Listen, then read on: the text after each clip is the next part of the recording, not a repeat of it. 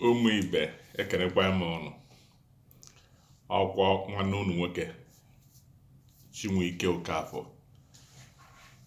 anyị ka anyị wetara unu ozi tata n'Obi Igbo TV. Atụmatụ anyị nwere ịkọwata akwa na bụ kedu ihe bụ awakening, kedu ihe bụ na ịmụ anya anyị amụrụ anya. Ihe anyị bụ tọpik ya taa bụ kedu ihe bụ awakening, mmadụ ịmụ anya na amụrụgo m anya na amarụgo m ihe na-eme na gịnị ka ọ bụ. Maka most of the time ndị be anyị na-eche that na awakening bụ mmadụ ịmalite lụwa agwụ gị, mee ike nga gị. Ihe niile adịkwa mma, ọ dị mma because number one, onye amaghachie nwekwara nsogbu, no doubt, as onye Igbo, and onye alụghị agwụ ya, nwoke alụghị agwụ ya nwekwara nsogbu, nwoke emekwana ike nga ya nwekwara nsogbu. So ụmụ ihe niile adị mma.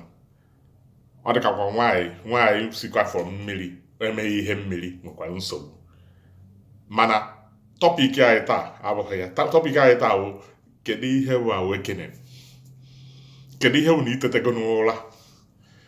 Ndị ụka na-akpọ ya nchegharị, ka ihe echegharịgo m, you born again.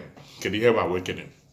Because number one thing ihe amagodi ihe gbasara awakening, number one, ihe amagodi ihe bụ ndị kere gị n'agbụ, ka ha si wee ke gị n'agbụ, otu ha si eme operate, and otu o si wee jide anyị na ana tata. Ụfọdụ ụmụ nwanne anyị amatabeghị ihe a, mana tata n'Obi Igbo TV anyị sị ka anyị gbazitụ ụmụ nwanne anyị onu ka ha wee ghọta ihe bụ awakening. Awakening, nna nna anyị ihe eji mara ha bụ ọgọ mmụọ. Ndị ọgọ mmụọ, ikwu nke bụ eziokwu, onye ọbụla nwa afọ Igbo bụ onye ọgọ mmụọ. O nwere ndị atanyesi ịbịa kwuo ya na ebe ndị ụka na-asị onye ọgọ mmụọ, onye ọbụla akụja, mana ha amazighị ihe bụ the context, kedu ihe bụ meaning of onye ọgọ mmụọ. Ndị Igbo tụrụ inu so that na anyị bụ ọkara mmadụ ọkara mmụọ. Onye ọbụla nwa afọ Igbo bụ ọkara mmadụ ọkara mmụọ. Ịgọzi mmụọ bụ ịkọmuniketi, ya mmekọrịta gị na mmụọ. Ịgọzi mmụọ, onye nọrọ gị ụwa mmụọ, chi gị. Ọ ihe ndị Igbo bụ. Ọdịnala bụzi ka o si ede naanị, omenala bụzi nke anyị si eme ya eme. Ịghọtago ya? So mana ihe anyị na-akọwa tata bụ kedu ihe bụ awakening. That is, kedu ihe bụ mmadụ itete n'ụra, etetego m n'ụra, amarụgo m ihe na-emenụ. Nke mbụ, ị ga-amarụgodi ndị kere gị agbụ, ka ha si wee kee agbụ ahụ, otu ha si eme, otu ha si jidekwa anyị na agbụ ahụ ma n'ụbọchị taa, and ka anyị ga-esi wee kee pa agbụ ahụ. Ndị kere anyị agbụ, o doro egwu na ụka anya bụ onye ọna nwa Igbo na ihe ndị kere anyị agbụ bụ ndị a na-akpọ nwa bekee. Ọha nwa jizi the structure ụwa kịta. Ihe niile a na-eme n'ụwa kịta bụ their structure, otu ha si wee kwado ekozi aga. Ma ego a na-eyi ụzọ kịta, ọha nwa ga-agwa gị ego na ego gị value to their own currency. Ya mere most of third world countries enweghị nke ego ha nwere value to compare this western world, the so-called western world. Forget the same thing, the same educational system. Education ha nyere gị tata ka ị na-agụ, history ha chọrọ ka ị gụọ ka ị na-agụ. Ọ their own pattern, our own pattern. Akwasago ya, ha destroy ya thousands of years, mana ọkwa ebe a ka ha si wezukọ most of the things ha na-eme tata. Forget. So ọ ya mere na anyị ga-aghọtagoro ihe bụ awakening. Ihe bụ na mmadụ etetego n'ụra. Ihe bụ itetego n'ụra ahụ na ịmarụgo ndị kere gị agbụ ahụ, marụ ways, marụ things ebe ha si wee kee anyị agbụ, marụzie ka anyị nwa ga-esikwa wee gịnị wee bụrụ na agbụ ahụ. Ihe a bụ a major problem anyị nwere na awakening anyị tata asụ ndị Gboo. so onye mere anyị sị ka anyị tụnye ya ọnụ n'Obi Igbo TV tata, ka anyị tụnye ya ọnụ wee kwuo ihe gbasara mmepe anya anyị, itete n'ụlọ anyị. Tete n'ụlọ anyị ga-eburu ụzọ marụgodi nwa bekee, na nwa bekee enweghị ezigbo atụmatụ for ndị be anyị, political, educational system, monetary system. In fact, anything ifo na-aga n'ụwa na-secret na-asị gị na United Nations na-asị gị ihe niile from organization ka ihe niile aba against nwagbo.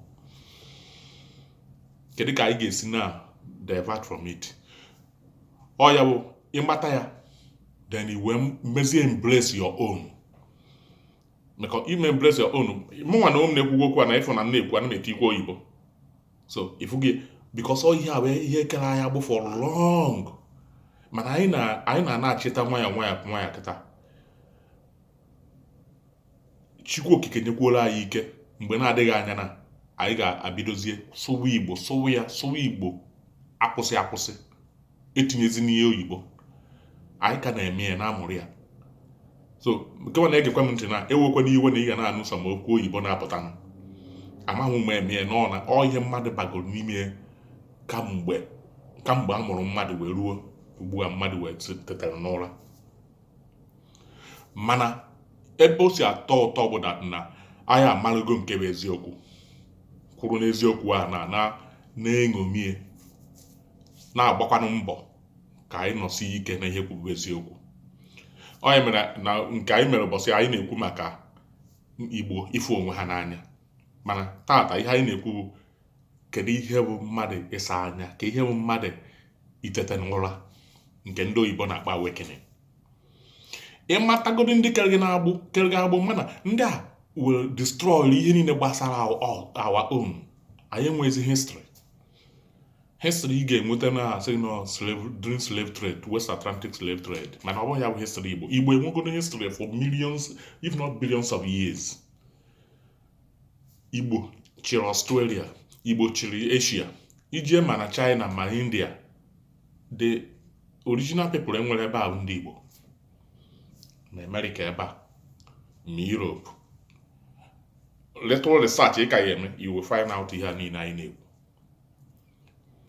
So wee bụrụ ma ya, ihe anyị chọrọ igwu n'ogide a bụ na awakening na onye Igbo wee matagodi na ihe ọbụla nke nwa bekee asịkwa ha ndị were etufusie na, because anyị ka ji that some of them wee na-eme operate, but ị ga-amatagodi ya first.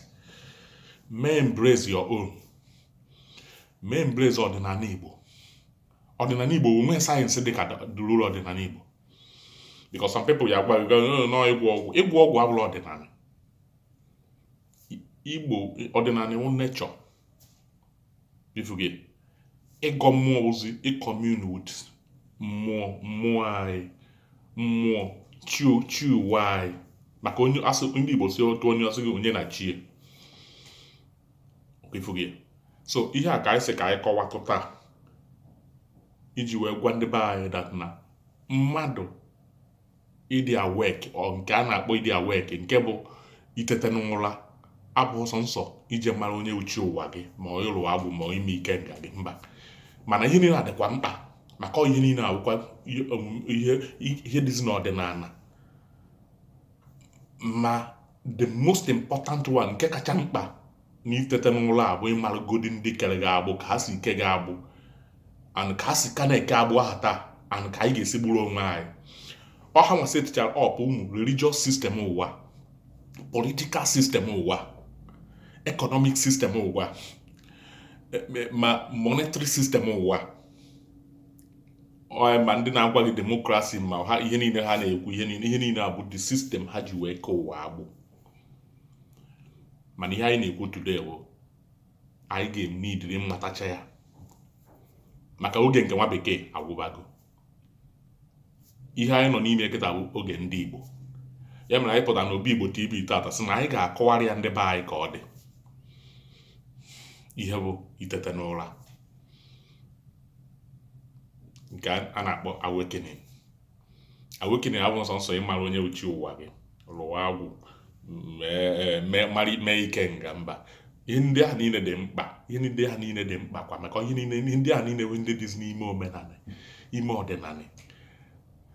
Mana nke mbụ bụgodi ịmarụgodi ndị kere anyị agbụ ka ha si alụ ọrụ, ka ha si kwadosi ihe ha, maka ihe ọnya ka ha kwere ihe niile ha religion, ha ji religion kwụọ ọnya. Jụọ n'onwe gị ajụjụ, kwa ha kpotecha Christianity ha na-eje ụka? Anyị nọ obodo oyibo, mmadụ one bụ ndị ọcha na-eje ụka? Ịbịa na be anyị kịta na ebe ọ bụla ije na sị God bless you, by God grace, ị ma anụ ya ebe a. It doesn't exist here because ndị ọcha ha mana ihe niile ahụ bụ gbanza. Ifu gị ha mana ọgbanza. Some ndị be anyị bụrụ ihe a mụrụ anyị told with it. So ọ na-esikwa ike na ịtọhapụtasịkwa ndị be anyị from it. Anyị mere anyị jikwa obi umeala wit gịnị, wit ịhụnanya. Ya ma anyị ji sị onye ọbụla bụ onye Igbo hụ nwanne gị n'anya. Anyị ga-eji ịhụnanya wee mewe nwayọọ wee megide kịasịkwa agbụ ahụ ekere ndị be anyị n'ime akọ nwa bekee bụ ndị arụ mere ụwa. So ka anyị si wetara ya unu tata, anyị ka ya akọntinu kwenye na program a, kedu ihe bụ mmadụ itete n'ụra nke a na-akpọ awakening. Nke a bụ paatị nke mbụ. Aka ya wetara n'akara nke abụọ n'oge na-adịghị anya. Udo dịkwara unu, ekenekwa ya m unu. Ọkwa nwanne unu nwoke Chimuike Nwokafọ n'Obi Igbo TV. Daalụ.